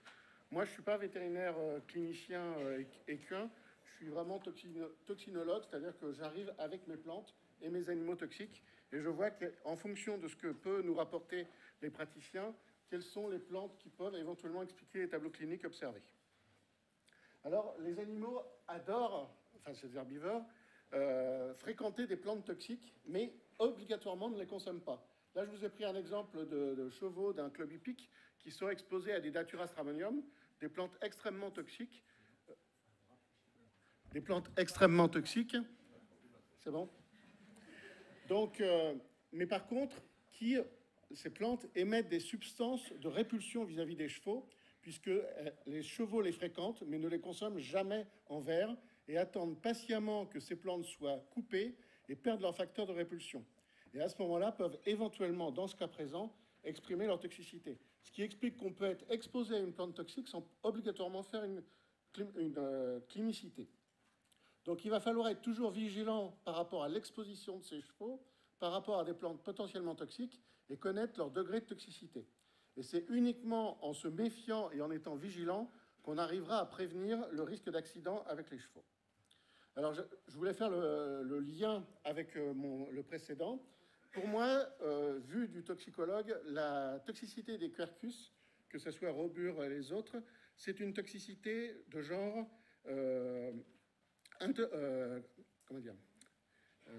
indigestion alimentaire, c'est-à-dire que quand vous avez un excès de gland, vous pouvez mourir rapidement pour un cheval, mais également caché derrière une toxicité rénale liée à l'hydrolyse d'éthanol qui, chez le cheval, va se faire au niveau du sécom. C'est-à-dire que vous avez le deuxième effet qui se coule, c'est-à-dire, premièrement, vous vous intoxiquez avec la première glandée, et là, derrière, insidieusement, peut se cacher l'hydrolyse d'éthanol qui, eux, vont avoir des effets délétères, en particulier au niveau du foie et au niveau du rein, comme l'a signalé Tanguy. Voilà. Donc, il faut se méfier de ce type d'intoxication, puisque l'intoxication au chêne est également décrite avec les jeunes feuilles de chêne, puisque là, on était surtout sur les glands précédemment, mais ça a été également observé, et sur les jeunes feuilles, on s'aperçoit que ce n'est pas une consommation massive, mais une consommation réitérée de feuilles avec l'hydrolyse d'éthanol qui va provoquer, et là, on a un tableau qui n'est pas du tout digestif, qui est essentiellement rénal et hépatique.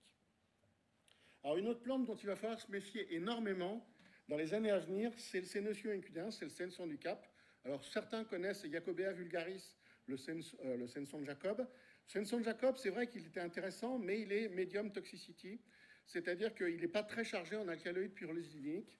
Et par contre, là, on est sur le Senson du Cap, là, on a vraiment de l'alcaloïde hyper puissant. Et cet alcaloïde est rétrorcine et sénotionine, et ces deux-là vont avoir un effet hépatique extrême. C'est-à-dire que c'est vraiment les fléaux de l'intoxication. Alors, on a l'expérience des Américains, des Australiens et des Sud-Africains qui, eux, quand ils sont confrontés à ce type de plante, savent qu'ils vont avoir entre 10, 15, voire 50% de mortalité. Là, pour l'instant, c'est une plante qui est, on a de la chance, en bordure de pâture et surtout en bordure de route et d'axes ferroviaires. C'est-à-dire que vous trouvez cette plante qui est en train de remonter du sud de la France et qui utilise les grands axes de circulation, qu'ils soient fluviaux, ferroviaires ou autoroutiers. Et le plus bel endroit où vous pouvez observer des Senson incudens, c'est généralement sur les bords d'autoroute. Et c'est une plante qui, donc c'est une astéracée, qui va se transmettre, c'est un peu le pissenlit si vous voulez, avec ses akènes, ça va diffuser très largement, et à partir du moment où elle va trouver un terrain, à la différence d'une Senson de Jacob, elle va pouvoir s'implanter parce qu'elle a ce caractère vivace de plante qui lui permet de perdurer pendant l'hiver, alors que le Senson de Jacob, lui, aura disparu. Donc ça veut dire qu'on a une période d'exposition à un toxique cumulatif qui va être beaucoup plus longue, et donc résultat, on a des alcaloïdes plus toxiques, plus une période d'exposition plus longue, donc un risque d'exposition plus long. Alors, c'est vrai que là, j'ai croisé avec une cartographie de conservatoire botanique. Alors, je n'ai pas réussi à obtenir celui de Bretagne-Normandie, parce que les délais étaient trop courts. Néanmoins, on voit que c'est parti du sud, donc dans le sud, c'est un vrai problème. Ma collègue de Toulouse, elle, a déjà fait des études sur 53 chevaux intoxiqués au Senson incudens. On voit que c'est en train de monter vers le nord et c'est en train de rentrer, et actuellement, ça rentre du côté de la Normandie, où on a de plus en plus d'observations d'exposition. Mais également en Rhône-Alpes. En Rhône-Alpes, on a une cartographie qui a été faite récemment par le Conservatoire botanique Massif Central, et c'est vrai qu'on voit de plus en plus ces plantes en bordure de pâture de chevaux et qui rentrent dans la pâture, et surtout généralement dans des pâtures, des jachères, où la plante s'insère durablement. Donc là, on a un risque d'intoxication chronique par un produit hépatotoxique. Voilà. Donc ça, c'est ce qu'on appelle les envahissantes enquiquinantes. Et je vais passer à une deuxième enquiquinante, c'est la grande berce du Caucase. Alors, grande berce du Caucase, c'est un autre climat. C'est-à-dire que c'est une plante qui va s'installer dans les pâtures plutôt ouest de la France. C'est une plante qui contient des furocoumarines. Et ces furocoumarines, elles peuvent passer ou par ingestion ou en transcutané. Et donc, le problème, c'est que tous les animaux et tous les chevaux ne sont pas totalement équivalents par rapport à la toxicité, puisque c'est une toxicité qui va s'exprimer sur les robes claires et qui peut également s'exprimer sur l'humain qui chevauche la robe claire ou la robe sombre. C'est-à-dire qu'un cheval à robe sombre ne fera pas l'intoxication, mais le cavalier, si. Donc ça passe très bien en transcutané, puisque je l'ai expérimenté. Ça marche très bien, vous êtes brûlé au 2e degré et vous en gardez quelques séquelles. Ce sont des substances qui sont produites surtout sur la berce du Caucase, mais également sur Ruta graveolens. Moi, j'avais fait Ruta graveolens avec des moutons. Ce sont des... Comment dire j'ai perdu mon truc. Oui, ce sont des substances qui vont s'exprimer au niveau de la plante quand elle est généralement en croissance, parce qu'on a une très belle cinétique de la dispersion des furocoumarines dans la plante, c'est-à-dire qu'au moment où les jeunes feuilles apparaissent, on a un pic de furocoumarines, ensuite le pic régresse, il passe au niveau de la fleur, et ensuite il passe au niveau de la graine. Et donc c'est l'exposition à ces substances qui, sous l'action du soleil, va s'hybrider avec l'ADN des cellules entre l'épiderme et le derme, et faire une disjonction. Et généralement, vous avez l'animal qui prend une peau cartonnée et qui perd ses poils. C'est extrêmement violent, c'est pas mortel, mais ça oblige généralement, enfin surtout sur les animaux à peau claire, à se mettre 3 semaines à l'ombre, à pousser les wagonnets au fond de la mine. Ça, c'était pour les moutons dans le sud de la France, on les avait mis 3 semaines au fond de la mine. Une autre famille de plantes qui a un petit peu émergé, bon, c'est vrai que c'est assez ancien, le Nerio moleander, le laurier rose. Bon, c'est une plante méditerranéenne qu'on trouve beaucoup dans les haies, très rarement consommée en frais, et qui contamine généralement par les foins. Et de plus en plus, on a des foins d'intoxication. Alors, c'est vrai que c'est une intoxication qui est ancienne, mais néanmoins qui a défrayé la chronique, puisque la dernière fois, c'était un élevage d'équidés. Il y avait 200 chevaux, il y en a 4 qui étaient morts. Et l'expert de l'assurance demandait à ce qu'on prouve que c'était bien l'intoxication laurier rose. À l'autopsie, pas de feuilles de laurier rose dans le contenu stomacal ni dans le contenu fécal. Le tube digestif vide, pas d'autres éléments. Et là, on était très, très embêtés pour confirmer. Et c'est là où on a mis en place, avec les nouvelles méthodes en LCMS, le dosage au niveau du foie. Et c'est vraiment par ce biais-là qu'on arrive à confirmer.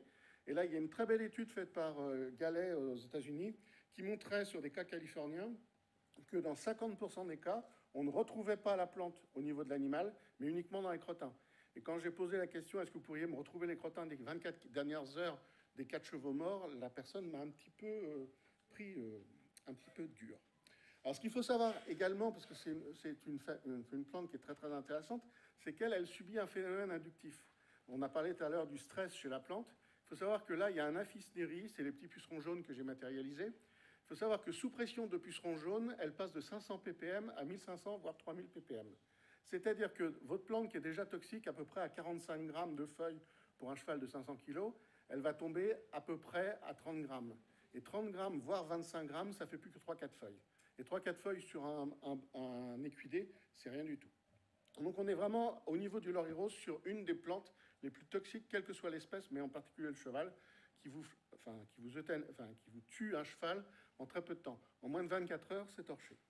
Et généralement, il n'y a pas grand-chose à faire, puisque malheureusement, il y a une antidote, mais elle coûte très cher. Et surtout, on a prouvé que l'antidote en fin d'évolution ne marchait pas du tout. Alors, elle est habitée également par une cohorte d'autres plantes qui contiennent des hétérosides cardiotoxiques avec des degrés divers de toxicité.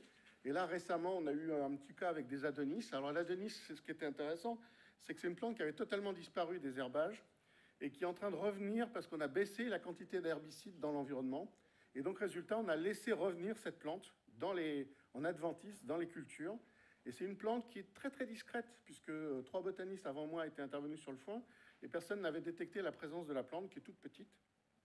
C'est juste un pétale orange que vous voyez en bas, là-bas dans le foin, qui a attiré mon attention. Et en tirant sur le pétale orange, j'ai découvert un fruit caractéristique de renonculacée, d'où Adonis. Alors là, ce qui est intéressant, c'est que le vétérinaire connaissait parfaitement l'intoxication au laurier rose. Il me dit c'est comme le laurier rose, sauf que c'est beaucoup plus neurotoxique et beaucoup plus rapide. C'est-à-dire que d'habitude, on met 24 heures généralement pour voir apparaître les symptômes après l'exposition. Là, en moins de 6 heures, l'animal était déjà parti. On a quand même eu 12 morts sur 14. Ça secoue quand même un peu. Et par contre, après, l'enquête a démontré que les provenances des foins étaient à revoir. Donc là, l'enquête est en cours. Je ne développerai pas plus. Et puis, on a d'autres plantes, comme la digitale, l'élébore ou le muguet. Alors, le muguet, c'est anecdotique chez le cheval. C'est plutôt chez le chien et chat, généralement au 1er mai. Généralement, on a notre petit pic d'exposition et boum, des animaux qui font leur intoxication. Mais on est quand même, par rapport au laurier rose, on est quasiment à 10 à 20 fois moins toxique. Et quand on en arrive à la digitale, on est quasiment 400 fois moins toxique que le laurier rose. Donc pour arriver à intoxiquer un cheval avec de la digitale, mais c'est quelque chose qui est en train de revenir un peu au mode du jour, lié à l'utilisation en sous-bois des chevaux pour nettoyer les sous-bois. Et là, ils sont exposés à la digitale et parfois, ils peuvent consommer de la digitale. Mais néanmoins, ils vont faire une intoxication modérée au digitalique.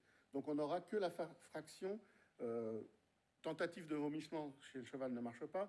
Et généralement, quelques troubles cardiaques, mais assez légers, beaucoup moins marqués et généralement, on ne bascule pas dans les troubles nerveux. Une autre plante qui émerge beaucoup plus et qui va réémerger, c'est le coquelicot. Alors le coquelicot, c'est quelque chose qui, moi, m'avait intéressé il y a un très grand nombre d'années, parce qu'on avait un foin à 40% de coquelicot qui avait intoxiqué un cheval, et j'avais le tableau clinique qui me paraissait super caractéristique d'une intoxication morphinique. J'ai dit au véto, tentez l'antidote de la morphine. 2 heures après, il me rappelle, il me dit, vous aviez raison, ça a marché.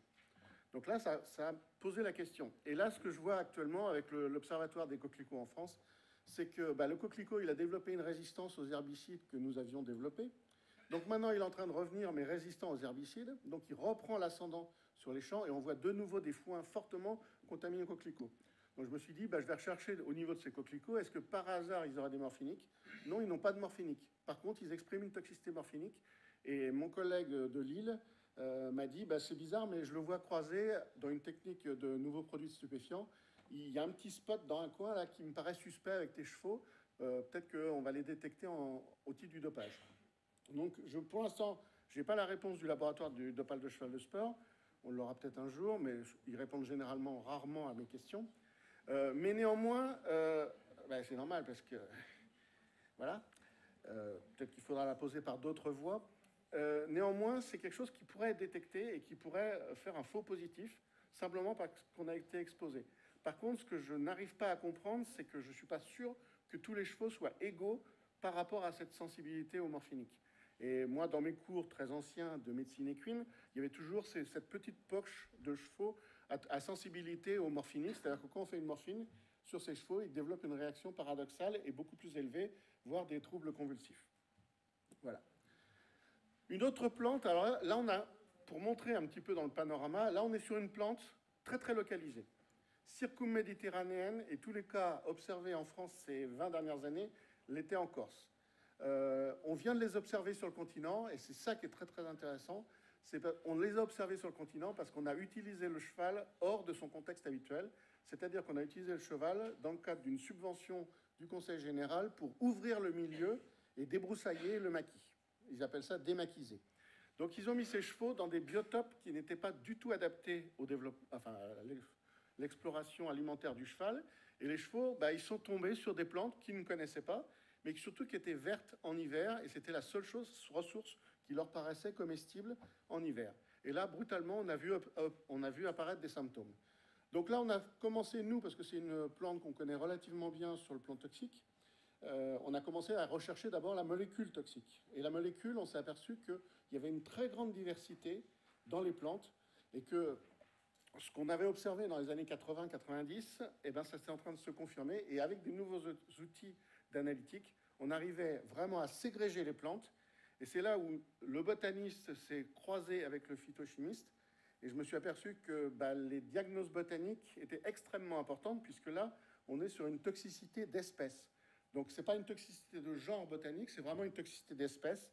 Et une seule espèce de férule, Ferula communis, est toxique. La Ferula glauca, qui est à l'ouest du Rhône et qui est à feuilles un peu plus épaisses, qui était initialement Ferula communis subspecies glauca, et qui en 2007 est rebasculé Ferula glauca, donc vraiment férule glauque.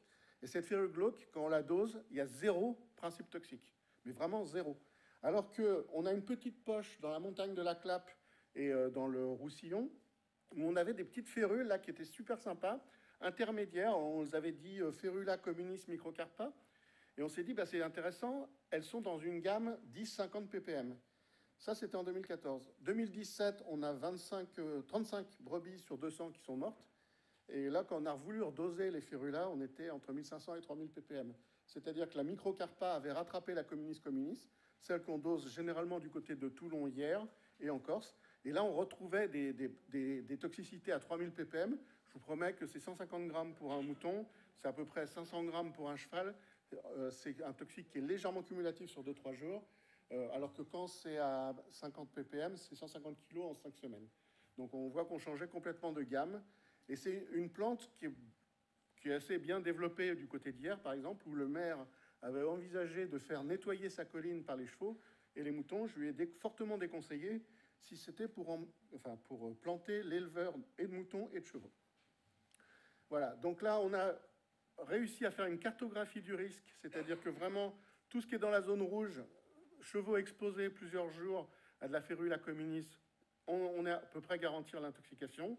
Dans la zone bleue, il n'y a pas de toxicité, donc ils peuvent très bien consommer de la Ferula glauca, ce n'est pas la même férule. Et c'est une plante qui est très discriminante, c'est-à-dire que quand on a de la communis, on n'a pas de glauca. Et quand on a de la glauca, on n'a pas de la communis.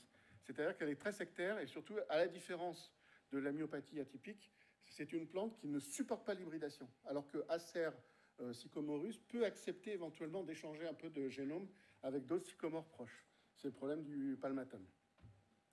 Et par contre, en Corse c'est vraiment un problème. Alors pour l'instant, on n'a pas encore fini la cartographie, mais on a vraiment des bassins comme le Nebbio, comme le sud de la Corse, comme la région de Cargès, Piana, où là, on a des férules, mais qui crachent à des 10 000 ppm, voire 15 000 ppm.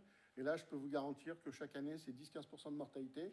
Alors c'est surtout sur des moutons, surtout sur des vaches, mais régulièrement, on a des problèmes parce qu'ils ont réintroduit certains chevaux d'accompagnement. C'est généralement des chevaux de club hippique. Et par contre, ce qui est amusant, c'est là que c'est très très intéressant, c'est qu'on s'est aperçu que le cheval de race corse, officiellement, lui, il était résistant à la férule, comme la chèvre corse, comme la vache corse. C'est-à-dire que ces animaux qui ont été exposés depuis très nombreuses années ont des facteurs de résistance. C'est-à-dire que quand vous avez un troupeau, alors là, ce n'est pas des chevaux, je suis désolé, mais c'est avec des vaches, une vache au braque, qui est le taureau, des vaches corses, et entre les deux, des veaux hybrides au braque corse, eh bien, le taureau, dès qu'il voit de la férule, poum, il nous fait des signes d'intoxication, donc on est obligé de le rentrer.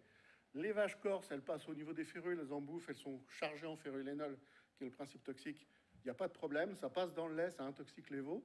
Mais les veaux, comme ils sont des hybrides, sont sensiblement sensibilité intermédiaire.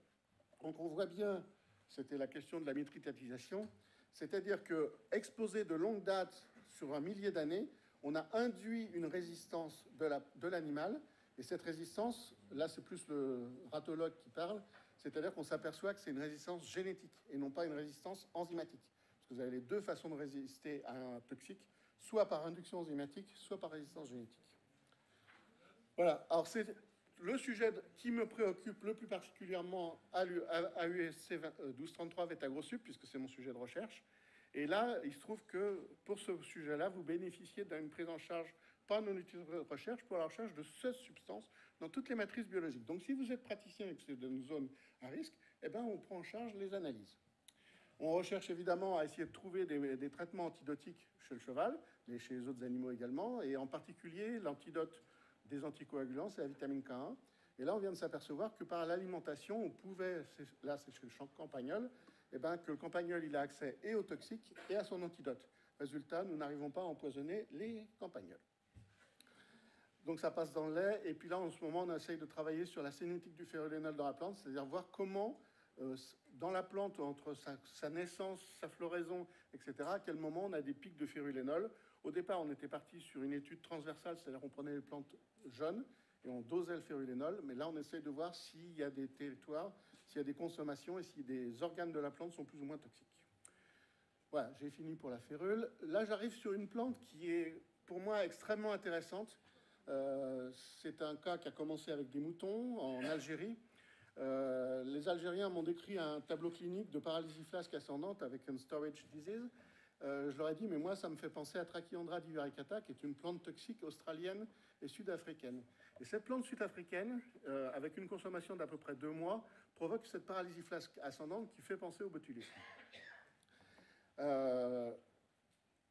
Voilà. Donc, on s'est dit que sur ce mouton, qu'est-ce qu'on peut faire? On peut essayer de rechercher la présence de l'hypofuscine en périneuronale. On a prélevé la plante. La plante, on la connaissait. C'était une plante algérienne. Et il se trouve que le tableau clinique était concordant et c'était exactement le même et les lésions sont les mêmes. Donc, on a confirmé. Et au même moment, nos collègues turcs ont démontré qu'ils avaient le problème. Ce qui est amusant, c'est que c'était une suspicion que j'avais faite en 92 en Corse et dans les morts. Et c'est où j'avais observé des chevaux, des moutons et des cochons qui présentaient cette paralysie flasque ascendante. Mais malheureusement, à l'époque, je n'avais pas pu aller au-delà que de la suspicion. Donc je pense qu'il faut quand même se méfier de cette plante. Donc c'est une plante méditerranéenne, sauf que maintenant, elle est rentrée dans les jardineries et elle est vendue comme plante d'ornement. Et c'est une plante qui a une faculté d'envahissement exceptionnelle. D'abord, elle n'est pas consommée, donc elle favorise le refus chez les animaux. Et après, comme il n'y a plus que ça qui occupe le terrain, ils commencent à les pointer, comme vous le voyez sur une des... Bon, là, c'est des épointages de moutons. Et c'est une plante extrêmement décorative, très jolie, et généralement, dans les périurbains, beaucoup de gens les cultivent. Et résultat, on les retrouve exposés aux chevaux, surtout sur les nouveaux chevaux de jardin. Voilà. Parce que c'est une tendance maintenant. Avant, on avait la chèvre de jardin. Maintenant, on a les petits chevaux de jardin. Et donc, le problème, c'est que ça nous change complètement les plantes exposées chez le cheval. Sachant que les intoxications chez le cheval par les plantes, c'est quand même plus de 50% des appels au centre antipoison. Alors, il y a une plante, là, je vais essayer de faire assez vite parce qu'il faut balayer. Galliga officinalis. Galliga officinalis, c'est la rue des chèvres. Alors, elle est toxique chez le mouton. Ça, c'est connu depuis très ancien. Chez les bovins. Par contre, chez le cheval, je suis quand même fortement douteux, parce que j'ai des chevaux qui vivent au milieu de Galéga, qui bouffent du Galéga, qui vivent dans des champs envahis de Galéga, et sans aucun symptôme. Alors, c'est une toxicité qui s'exprime sûrement très bien chez les ruminants, mais probablement pas chez les chevaux. Donc, Galéga officinalis, c'est même utilisé au Canada comme fourrage. Donc, chez le cheval, je pense qu'il faut s'en méfier. Prunus lorocerasus, je vous l'ai mis comme exemple, parce que c'est une plante toxique quand la feuille est jeune, c'est-à-dire au moment où elle produit son pic d'hétérosite cyanogénétique, mais qui, dès que la feuille est vernissée, perd totalement sa toxicité. C'est-à-dire que là, on passe d'une ingestion de 1 kg pour un cheval pour intoxiquer avec des feuilles jeunes, on passe à quasiment 10 à 12 kg de feuilles vernissées. Or, quand elles sont vernissées, les chevaux, ça les intéresse beaucoup moins de boulotter les feuilles. Une plante qui est un grand classique, qui est Taxus baccata, l'if. Donc là, vous avez vraiment une des plantes avec le laurier rose, qui est une des dominantes toxicologiques chez le cheval. Le trifolium, les trèfles, alors les trèfles, on les accuse de tout et de rien. Les plus beaux cas quand même qu'on a ces dernières années avec le trifolium, c'est des envahissements de trèfles blancs, généralement, qui sont photosensibilisants par obturation des canaux biliaires et résorption de phyloérythrine. Résultat, on a des très belles intoxications. Et par contre, le problème pour les éleveurs de chevaux, c'est la mise à l'ombre, puisque là, la mise à l'ombre pour une intoxication à la trifolium a quand même nécessité 6 mois d'absence d'exposition au soleil. C'est quand même pas très très pratique de mettre 6 mois son cheval au noir. Equisetum pratensé et Pteridium aculinum, c'est les deux plantes à thiaminase. Donc là, on a une toxicité totalement différente entre les bovins qui, eux, auront leur toxicité avec la fougère aigle et avec les Equisetum. Mais chez le cheval, c'est vraiment une toxicité neuronale pure et dure et qui est extrêmement efficace. Mais il faut une consommation quand même importante. On estime à peu près à une dizaine de kilos sur quelques jours pour arriver à intoxiquer. Une des autres dominantes toxicologiques au niveau des chevaux, c'est Robinia pseudoacacia. C'est quand même la première plante toxique généralement dans les statistiques des centres antipoison.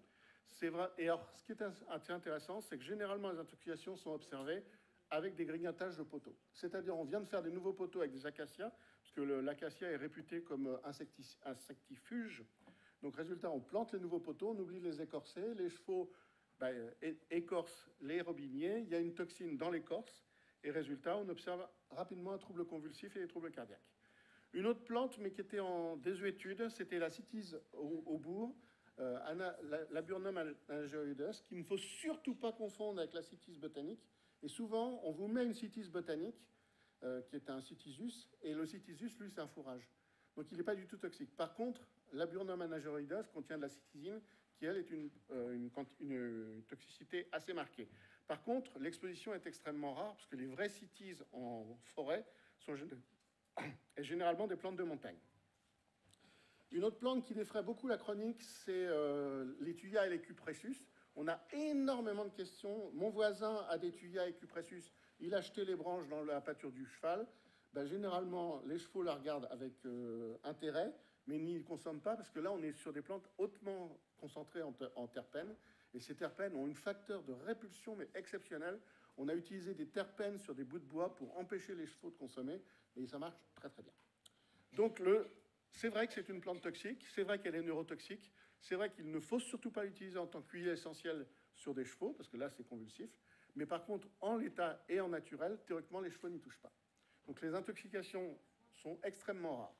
Les euphorbes, alors les euphorbes, c'était une plante qui était plutôt une petite plante sympa de la forêt, donc les chevaux n'étaient pas trop exposés. Et ces derniers temps, alors réchauffement climatique probablement, nos gens des espaces verts ont décidé que c'était une plante intéressante puisque économisant l'eau. Donc, résultat, ils nous en ont planté partout, c'est devenu envahissant et c'est en train d'envahir les pâtures. Alors là, heureusement, le cheval, il comprend très vite qu'il ne faut pas y toucher. Il plante son nez, il se fait intoxiquer par le latex, il se brûle la gueule et généralement, il informe son poulain qu'il ne faut pas y toucher. Donc, très rapidement, vous avez la sanction, les lésions locales et rapidement, on n'y consomme plus. Datura stramonium, alors Datura stramonium, c'est une plante hallucinogène qui a défrayé la chronique au niveau des humains, qui m'intéresse beaucoup au niveau des bovins, parce que ça fait une baisse de lait exceptionnelle, surtout quand ça contamine les ensilages. C'est une plante qui résiste très très bien à la fabrication des ensilages.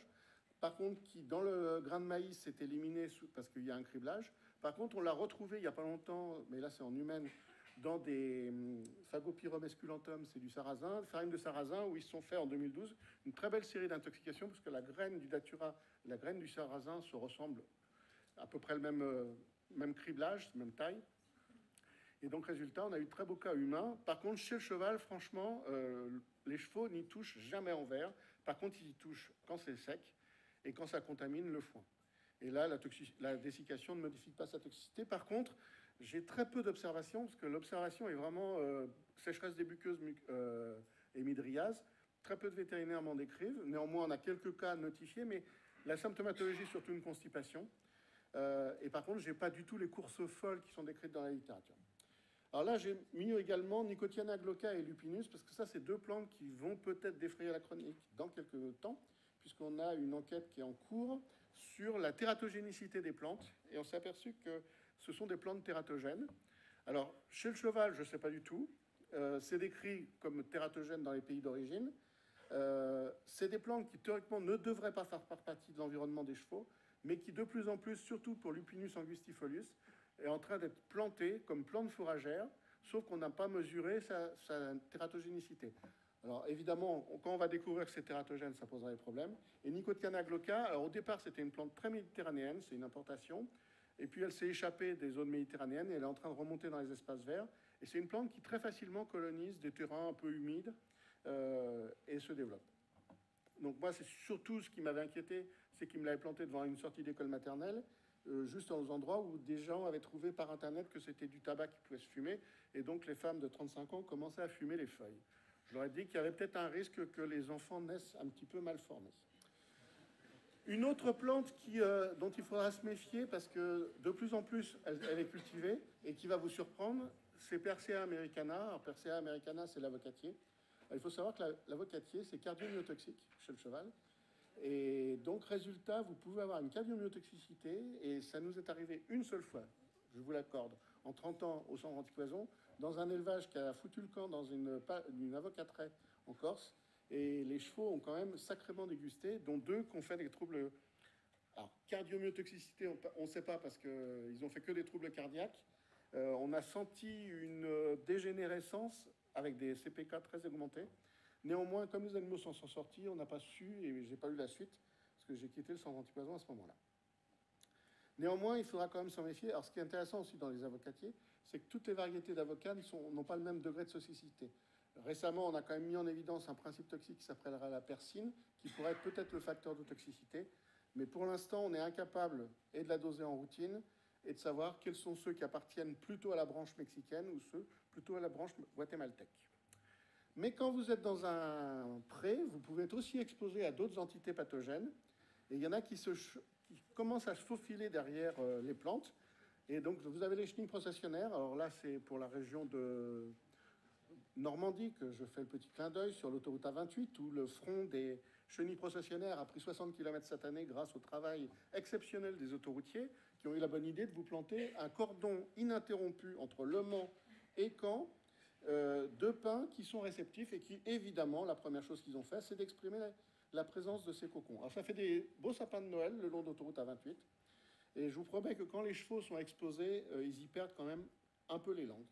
Et puis une autre plante, alors qui est peu... Enfin, on en a parlé avec le RESP, c'est la feuilletue rouge. La feuilletue rouge, le problème, c'est... Enfin, il faut la voir un petit peu comme chef de file de toutes ces plantes qui sont, dans leur développement, obligées d'être associées à des endophytes pour généralement se développer.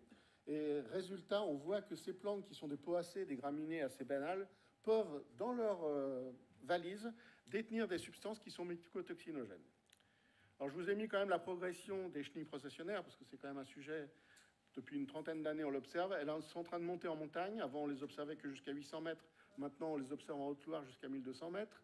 On les a commencé à les voir dans les Alpes de Haute-Provence. Et le progression, mais je vous rassure, ça va toucher Paris, donc ça va devenir un problème national qui sera réglé par le gouvernement. Je vous remercie de votre attention, vous souhaite d'excellentes verbalisations. Et en cas de problème, vous avez les centres antipoison vétérinaires français à votre disposition, celui de Lyon et celui de Nantes.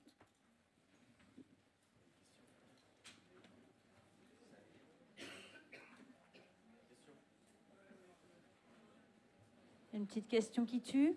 Les asphodèles endémiques sur le Causse, donc terrain calcaire, sont-elles toxiques? Alors, comme c'est une suspicion et qu'on a une exposition, de toute façon, c'est Asphodélus. Sur le terrain du Causse, on a Asphodélus albus et on a un petit peu de Fistulosus et un peu de Tenuifolis. Donc le problème, c'est que comme on a ces asphodèles, si elles sont consommées, il y a de fortes probabilités, mais il faut quand même une consommation d'1 à 2 mois et un régime exclusif. Donc, comme on est sur les Causses, qu'on a quand même d'autres plantes, on a une exposition et on rentre, à mon avis, difficilement dans la zone rouge.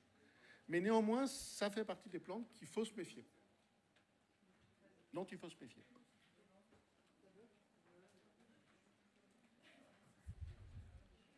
Alors, j'espère qu'on va se comprendre parce que je ne parle pas aussi bien latin que vous. Je vais vous parler de Datura stramoine. Oui.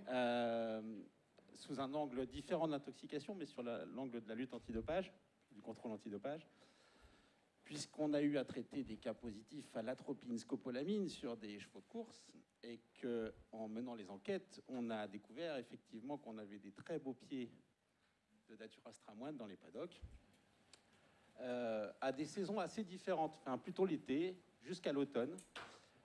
Tout ça pour rappeler qu'il faut quand même faire attention, parce que dans votre présentation, on a l'impression qu'ils ne peuvent pas en manger, mais ils en mangent. Alors, peut-être effectivement une fois que c'est coupé, mais je ne suis pas convaincu qu'ils en mangent quand même pas certains quand la datura est sur pied. Parce que dans les enquêtes, que certaines j'ai réalisées moi-même, on arrive dans les paddocks, on voit ces très beaux pieds de datura, et on n'a pas de datura coupée dans les paddocks quand on arrive pour faire l'enquête. Donc, vous êtes sur des datura stramonium, vous êtes sur des datura inoxia ou des... Alors, a priori, stramonium, c'est-à-dire cette belle plante que vous avez montrée qui fait une belle fleur en trompette blanche comme ça. Mais sauvages ou cultivés? Alors, on pense effectivement que on les observait beaucoup moins dans les paddocks pour chevaux. D'ailleurs, c'est dans des zones qui ne sont pas des pâtures, qui sont des paddocks assez pauvres, dans des zones un petit peu humides, et qui dissémineraient des cultures. Puisqu'il y a une moins forte pression d'herbicides. Dans les cultures, ça a été réglementé, je crois, il y a quelques années. Et du coup, la datura se développe dans les cultures et va contaminer les paddocks des chevaux à proximité. Non, parce que en fait, sur Stramonium, on a vraiment un facteur de répulsion qui est fort avec son amertume. Mais par contre, on a un datura qui se faufile derrière qui est Datura inoxia, qui a les feuilles un peu moins pointues. Et on a surtout un Datura métal qui a les feuilles pointues et des inflorescences. Mais là, c'est sélection botanique. Et celle-là, je suis certain, puisque là, j'ai vu les enfants s'intoxiquer, elle n'a pas du tout cette amertume. Donc, résultat, si on est sur une variété de Datura qui a perdu cette amertume et ses facteurs de répulsion, alors par différents biais, hein, et je ne suis pas sûr que tous les Datura stramonium soient répulsifs. C'est ça aussi le problème, c'est que moi, tous ceux que je vois sont des vrais Datura stramonium, là, puisque là, je les ai mesurés, et j'ai senti l'odeur, parce que c'est une odeur très caractéristique du Datura. Et c'est vrai que je ne vois pas les chevaux y toucher. Mais par contre, je sais très bien que quand je vois les coups de dents, il peut y avoir des consommations. Et il faut savoir quand même que c'est des plantes qui sont extrêmement concentrées, puisqu'elles sont à 2-3% d'alcaloïdes. Donc, et même avec une toute petite quantité, vous pourrez le détecter, puisque selon la méthode que vous utilisez, nous en LCMS, on descend quand même très très bas, et on voit, et c'est comme ça que j'ai vu un certain nombre d'animaux exposés, mais non intoxiqués.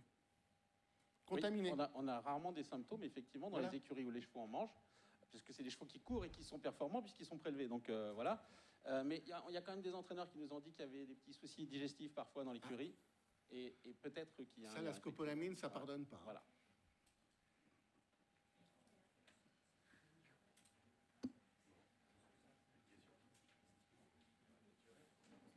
Vous n'avez pas parlé du buis. Est-ce qu'il n'y a pas de danger avec le buis? Le buis.